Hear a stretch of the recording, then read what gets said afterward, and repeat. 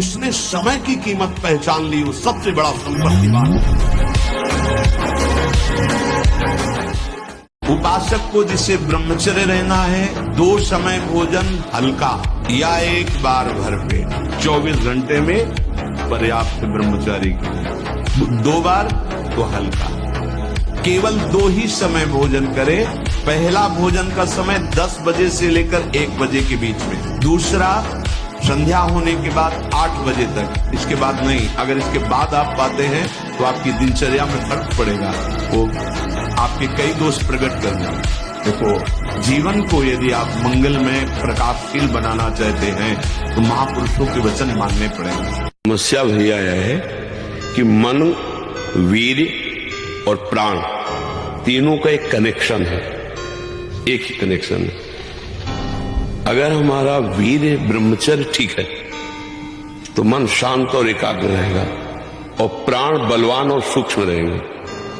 अगर वीर कमजोर हो गया तो मन चंचल, अशांत और प्राण स्थूल और बलहीन हो जाएंगे, स्थूल, सूक्ष्म नहीं होंगे। तो हम पहली बात तो कहते हैं कि यदि तुम नाम जप करते हो तो तुम्हारे ऊपर कोई जादू कर दे, ऐसा पैदा नहीं हुआ। नहीं, भारत का किसी भी जादूगर, किसी भी टोना, किसी तांत्रिक को बोलो हमारा प्रेमानंद नाम मोबाइल में फोटो होगी, वही फोटो से तंत्र कर दे। करो अस्तमैथुन और शनि 6.5 चढ़ा हुआ है इसलिए ऐसा होता है। बेवकूफी वाली बातें बच्चा है। अभी अवस्था है तुम्हारी वीरपात करने की। गेहूं की फसल तैयार हो रही है, गलेत पे हो। गलेत माने होता है दाना अभी पड़ रहा है और आप उसको काट लो तो ना भूसा होगा ना दाना होगा, व्यर्थ जीवन चला जाएगा। कम से कम 20-22 वर्ष ब्रह्मचर्य का पालन करो, फिर गृहस्थी में जाओ। संतान तेजस्वी होगी, देशभक्त होगी, माता पिता की भक्ति कर, ये क्या है। और जब ब्रह्मचर्य रहा जाता है तो उसको सुविधा माया देती है ब्रह्मचर्य नष्ट करने की। ये बैठालना चाहिए।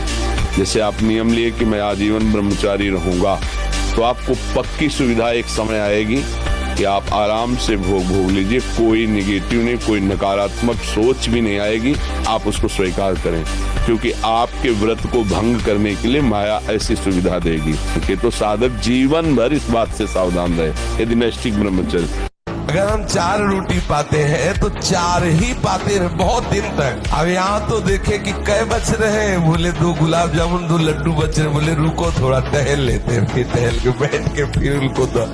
तो मन प्रसादा स्थिति को प्राप्त नहीं हो पाएगी। थोड़ा सावधान रखिए, अपनी जिह्वा को, अपने भोजन पाने के नियम को एक सीमित रखिए। ब्रह्मा को जिसने बनाया उसी का तू अंश है। तू अजर है, तू अमर है, तू अविनाशी है, तू अजन्मा है, तू नित्य है, तू परमात्मा स्वरूप है। तेरा विनाश करने में कोई भी समर्थ नहीं है, स्वयं भगवान भी। साबुन न लगावे, उपटन न लगावे, शरीर में तेल न लगावे, आंखों में कभी सुरमा न लगावे, कटिंग सेटिंग नहीं, 2 ही हैं, या पूरा मुंडन और या पूरे बाल रखना। बीच में सेटिंग कटिंग करना ये नहीं, सिद्धांत में है। और स्त्रियों के चित्र न रखे, चित्र न देखे।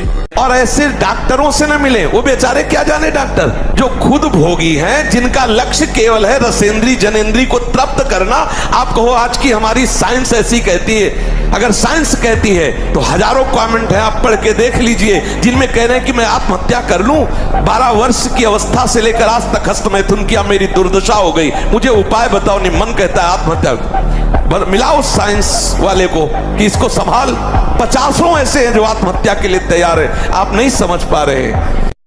1000 बार परास्त होने पर भी हमारा वो उदासीपन नहीं आना चाहिए, निराश नहीं होना चाहिए। तो सच्चा ब्रह्मचर्य है हर इंद्री का। वाणी का ब्रह्मचर्य व्यर्थ का बकवास नहीं, भगवत चिंतन, हितकर मधुकर वाणी। नेत्रेंद्री का ब्रह्मचर्य सब में भगवत भाव देखना, कहीं कोई काम आदि की चेष्टा को ना देखना। श्रवणेन्द्री का भगवत चर्चा सुनना, शास्त्र चर्चा सुनना, व्यर्थ की बातें ना सुनना। ऐसे हर इंद्री का ब्रह्मचर्य हो जाएगा तो ब्रह्मचर्य का मतलब ब्रह्म में ही स्थित महापुरुष। बार बार भूख लगना, पर वो भूख पचाने वाली नहीं होती।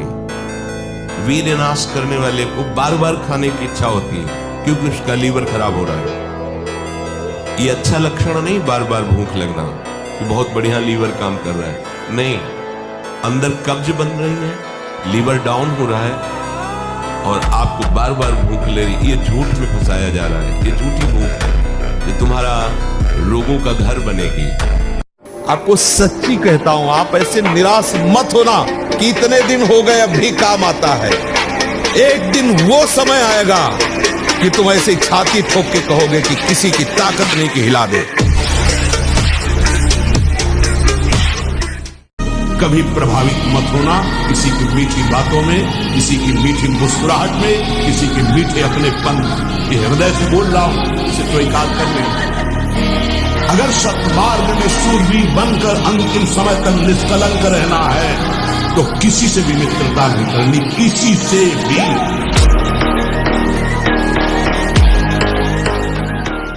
गुरुकुलों में इसीलिए बच्चों को रखा जाता था, चाहे राजा के हो चाहे प्रजा के हो।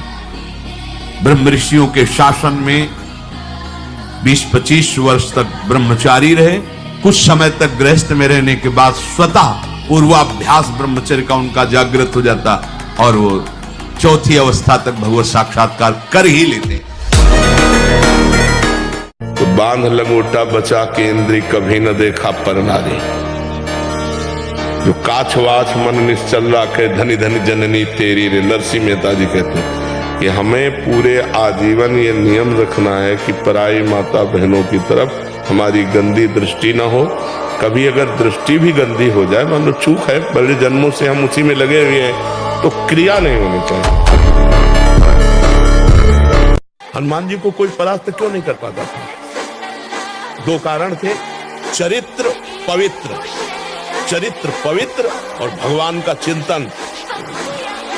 हाहाकार मचा दिया, ऐसे जैसे उल्टा नहीं लगाया जाता, ऐसे ऐसे पकड़ के राक्षसों को मसल देते, एक भूसे में हजारों को बाल ब्रह्मचारी और भगवान की शक्ति से संपन्न। जितना ब्रह्मचर्य क्षीण होता जाएगा उतनी आपको अधिक सर्दी लगेगी, अधिक गर्मी लगेगी, चिड़चिड़ा स्वभाव हो जाएगा, कुछ कार्य करने का मन नहीं, पड़े रहने का मन रहेगा, आपके अंग प्रत्यंग ये प्रमादी हो जाएंगे, इंद्रियां प्रमादी हो जाएंगी। 6-6 घंटे पद्मासनों पर बैठा, बिना हिले डुले, भीषण कष्ट हुआ पर उसे सही शांत। तो सुषुम्ना नाड़ी खुली, वीर ऊर्ध्वगा में प्राणायाम के द्वारा प्राणों का संयम, शरीर को व्यायाम के द्वारा स्वस्थ, आसनों के द्वारा वश में कर लेना, आहार के द्वारा पवित्र बुद्धि करना, इंद्रिय भोगों का दृश्य श्रवण संभोग इनसे दूर रहना, इंद्रिया पवित्र, तब जाके वीर ऊर्ध्वगामी होता है। उसे कहते हैं अखंड ब्रह्मचारी। यदि थोड़ा भी प्रभु का रस मिल जाए तो समीप सुंदरी से सुंदरी शरीरधारी स्त्री हो, आपका मन नहीं चलेगा, क्योंकि मन जो भोगता है वो तो प्रभु के चरणों में लग गया, अब कैसे फिसले। तो इसलिए चाहे गृहस्थ हो चाहे विरक्त हो, चिंतन, खान पान, संग, दृश्य, इन सबको संभाला जाए तो सम्यक रूप से ब्रह्मचर्य रहा जा सकता है। कोई गर्व न करे महीना 2 महीना ब्रह्मचर्य रह के कि मैं काम विजयी हो गया। भगवान शंकर की समाधि भंग कर सकता है, तुम तो जीव हो, वो शिव हैं, वो शिव हैं, उनकी समाधि भंग कर सकता है, तो जीव हो।